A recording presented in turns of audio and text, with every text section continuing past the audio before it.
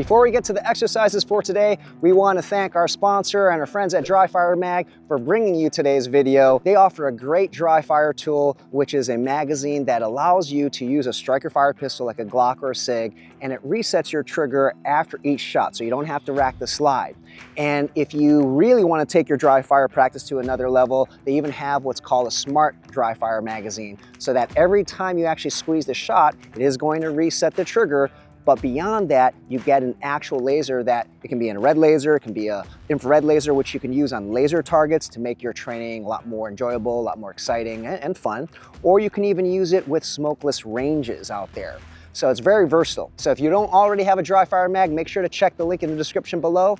Now let's get to the video. Hey guys, Myles here at Tactical Hyve, and welcome to another video regarding drills that you can do at an indoor range or even an outdoor range to improve. We know that a lot of people are limited by the venues that they're training at. So these are drills that you can do pretty much anywhere, and we're starting from the ground up. Now, if you're new to this series, you can watch the previous videos. Today, what we're going to do is start honing in on being able to shoot faster. So we know a lot of people are going to a gun range, and what they'll do is they'll rack the slide, you know, they're loaded. I'm dry right now, just going to demonstrate what you'll typically see, where they're going to shoot and they're going to take one shot and they're kind of looking at their target and things are pretty slow. And so what I want you to focus on in this video is to learn how to not pin your trigger to the rear. So a lot of people, when they squeeze their trigger, they will pin the trigger to the rear just like this. We've created lots of videos on this, even in our social media. We share tips where in order to shoot quickly, you need to be ready to fire another round. And if you pin the trigger to the rear and you want to take another shot, you're actually not ready. So a lot of people who are at an indoor range and they take one shot and they pin the trigger to the rear, they wait and they're not ready. What I'd like you to do is after you break a shot, just like this, the slide is going to cycle. You're going to come off of that trigger and come right back on it. Okay, now there's a lot more details that we can go into, prepping the trigger, things like that. But again, a matter of technique, which you can get in our other series, our previous series. But right now, as a drill or as an exercise, I want you to focus on getting off of the trigger. So I'm going to go live here and I have a target downrange. The target's not very important right now. So I'm going to load and make ready. And let's just take your typical gun owner at an indoor range. What they'll do is they're going to press out to the target, ready to take a shot, and normally it'll be single shots, okay? So from here, they're gonna take a shot. Now look what I'm gonna do with my trigger finger. It's pinned to the rear, they stop, and they're taking their time, which is okay, completely okay if you're a beginner, okay? And then they will reset and they're ready to take another shot. However, if you are more experienced and you're trying to shoot faster, pinning the trigger to the rear really isn't something you want to do. So at this point, when you're ready to shoot faster and build your speed, what I'd like you to do, and I'm going to exaggerate, I'm going to press a shot out and you're going to see my finger flick off. I'm exaggerating. You don't have to go all the way, you know, that far, okay? But I'm here, I'm going to break the shot, and notice how my finger's already out. I'm stopping here just to pause and explain things, but as soon as it comes off, I'm coming back on the trigger to take another shot or be ready to take another shot. So now the drill or the exercise here is to simply just start off at 2 shots.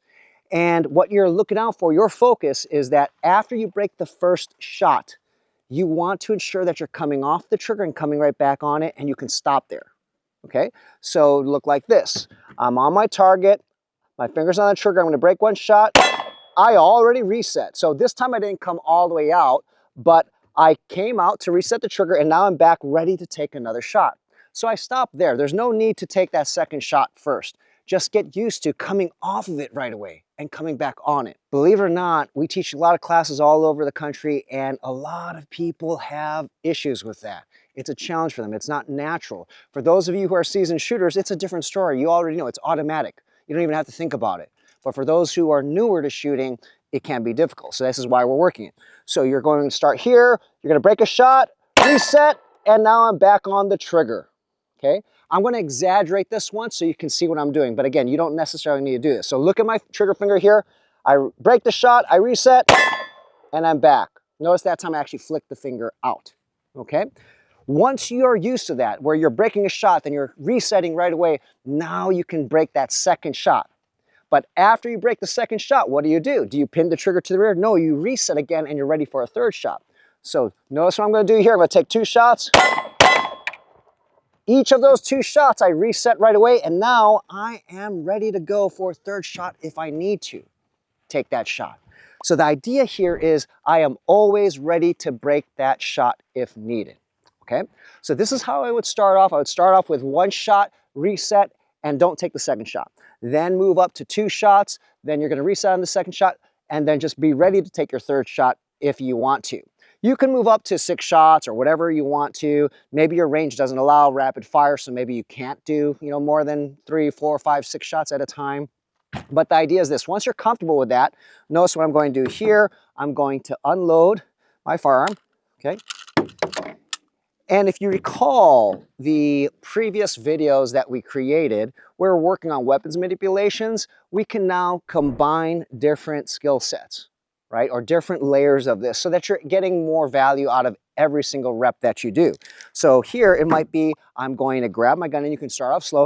I'm going to grab my gun, and we've talked about this in previous videos in this series, so you can go back if you don't remember. I'm going to grab my gun, I'm going to load it, I'm going to aim, I'm going to break my shot, and I've already reset the topic for today. So we are layering. And the whole idea here is we're getting good training value, especially if you're a beginner. You're learning how to manipulate your firearm better. And then as it comes up, we're resetting, coming back, ready to take a shot. We can take a shot if we need to, all right? So that's going to help you begin to shoot faster. Remember, pinning the trigger is okay when you're learning, and maybe you're just to kind of get rid of the jitters, or to kind of decrease the amount of things you have to think about as you're shooting. But once you know how to take single shots and you can safely shoot that firearm, if you want to progress to the next level, you're going to have to learn to reset quickly. So if you've always been pinning your trigger to the rear, take this video, watch it again, go to the range and practice it. It's going to help you shoot much faster. Let me know what you guys think in the comments below. As always, if you like the video, please give us a thumbs up, and don't forget to subscribe if you're new to the channel. See you guys next time.